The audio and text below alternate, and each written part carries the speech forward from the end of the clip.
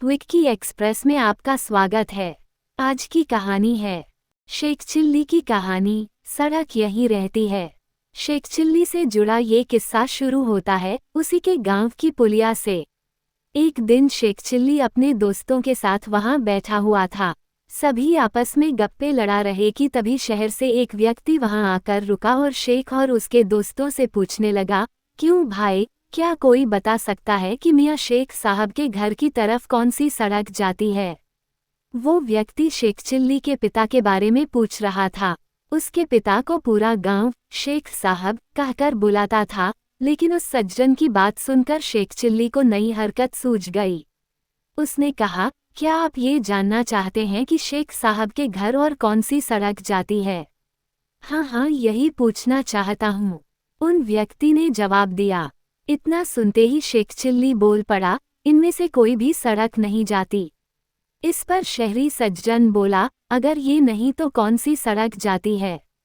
Sheikh chilli बोला, कोई नहीं। व्यक्ति, क्या कहते हो बेटा, मुझे तो सभी ने यही बताया है कि शेख साहब का घर इसी गांव में है। शेख चिल्ली, आप बिल्कुल सही कह रहे हैं, शेख साहब इसी गांव में रहते हैं। व्यक्ति, तभी तो मैं पूछ रहा हूँ कि कौन सा रास्ता उनके घर तक जाता है। उद्धरण चिन्ह। शेख चिल्ली ने कहा, जनाब आप तो उनके घर पहुँच जाएंगे, लेकिन ये सड़क यहीं रहेगी, ये कहीं नहीं जाएगी। ये बेचारी सड़क तो चल ही नहीं सकती। मैं शेख चिल्ली हूँ, शेख साहब का बेटा। मैं आपको वो रास्ता बताऊंगा जिस पर चलकर आप ठीक पते पर यानी मेरे घर पहुँच जाएंगे। शेख चिल्ली की बात सुनकर वो आदमी बहुत खुश हुआ और बोला, तू तो बड़ा समझदार हो गया है और काफी बुद्धिमान भी। चल बेटा, मुझे अपने घर ले चल। तेरे अब्बा मेरे बचपन के दोस्त हैं। मैं तेरे लिए अपनी बेटी का रिश्ता लेकर आया हूँ। मेरी बेटी भी तेरी तरह बहुत समझदार है।